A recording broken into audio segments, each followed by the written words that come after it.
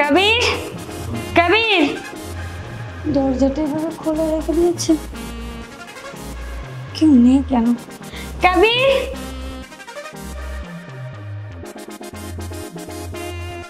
হ্যাঁ শুভ্রা, তুমি কখন এলে? আমাকে না জানিয়ে চলে আসলে।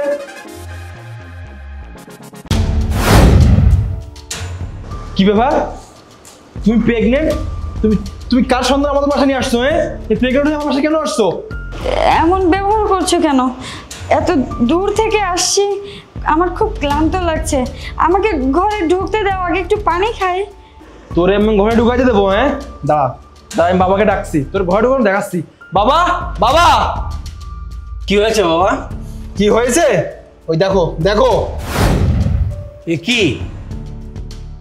হেই, এটা কার পাপার ফসল নিয়ে আসছো? এই এই, তুই এই প্যাট নিয়ে এই বাড়িতে আসছিস কেন? কলঙ্কিনী, অসভ্য কোথাকার! ছি ছি ছি, তোর লজ্জা করে না এখানে আসতে? কি বলতেছেন আব্বা আপনি এটা?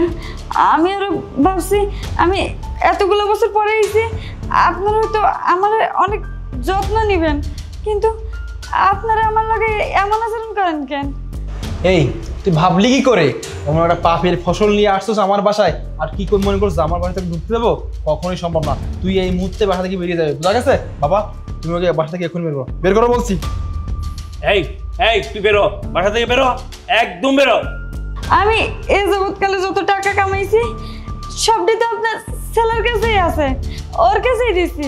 আমার কষ্ট কামানো টাকা দিয়ে এত সুন্দর বাড়ি করছেন, আপনার ব্যবসা পর্যন্ত ধরাই দিছি, আর যেটুকু তো জমানো টাকা ছিল তা তো আপনার ছেলে উড়াইতেছে, কাজ কাম তো কিছু করে না, আমার টাকাতেই তো পুরো সংসারটা চলে। এই টাকা পয়সা দিছ, এই বললা তোমার পাপের ফসল আমার ছেলের গাড়ি চাপাইবা? অসম্ভব, এটা মানতেই পারবো না। এই তুই ওরা গাড়ি দূরে বের করে দে, এক্ষুনি বের করে দে। কাবির, তুমি তো জানো আমার আব্বা আম্মা অনেক আগেই মারা গেছে, আমি এখন এনতে যদি চলে যাই আমি যাবো কই? এই অবস্থায় কই মাথা গোজার ঠাই পাবো? যা বের করে দে। এই বের করে দিন। এই থামো, অনেক সহ্য করছি আর না। তোমরা দুইজনে কি মনে করছো এটা পাপের ফসল? না, এটা পাপের ফসল না, আমি শুধু তোমাকে দুইজনের পরীক্ষা করানোর জন্য এইটা সাথে নিয়ে আইছি, দেখবা? দাঁড়াও।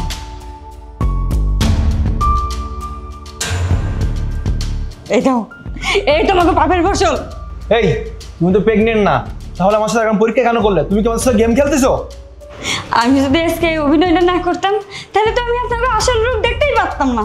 আমি যখন এই গ্রামে পা রাখছি তখনই আমি শুনছি, আমার অনেকেই কইছে যে আপনারা দুইজন আমার নামে কি পরিমাণে দুর্নাম করে বেড়ান, আমার নামে গীবত ছড়াই বেড়ান, আমাকে নিয়ে আমার চরিত্র নিয়ে এমন এমন বাজে কথা রটাইছেন যেন আমি কোনো জায়গায় মুখ না দেখাইতে পারি।